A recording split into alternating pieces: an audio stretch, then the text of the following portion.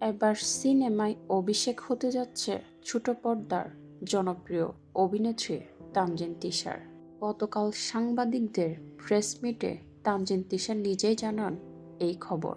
কার বিপরীতে বড় পর্দায় নাম লিখাতে যাচ্ছেন তানজিন তিশা? সাংবাদিকদের এমন প্রশ্নে তানজিন তিশা বলেন, সেটি না হয় চমকই থাকুক।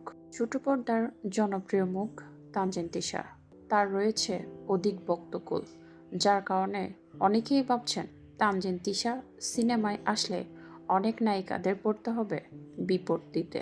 কারণ তানজিন তিশার যে পরিমাণ বক্তকুল রয়েছে, তানজিন তিশা সিনেমায় আসলে অন্যান্য নায়িকাদের সিনেমা কেউই দেখবে না, বরং তানজিন তিশার সিনেমা দেখার জন্য ভিড় জমাবে তার অসংখ্য ভক্তকুল।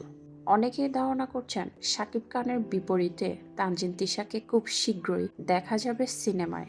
কয়েক মাস আগে শাকিব খানের ব্যবসা প্রতিষ্ঠান হারলেনের সাথে যুক্ত হয়েছিলেন তানজিন তিশা। সেই সূত্র ধরেই হয়তো শাকিব খানের সাথে জুটি হয়ে বড় পর্দায় খুব শীঘ্রই অভিষেক হতে যাচ্ছে তানজিন তিশার। এছাড়া পরিচালক রায়হান রাফির চোখ পড়েছে নাকি তানজিন তিশার উপরে। মামা মির্জাকে ছেড়ে তানজিন তিশাতে মজেছেন পরিচালক রায়হান রাফি। রায়হান রাফির হাত ধরে হয়তো বড় পর্দায় দেখা যাবে এই অভিনেত্রীকে। তবে তার বিপরীতে নায়ক কে হতে পারে সে বিষয়ে এখনও সুনির্দিষ্টভাবে কিছুই জানা যায়নি। বড় পর্দায় তানজিন তিশার আগমন খুবই উচ্ছ্বাসিত তিনি।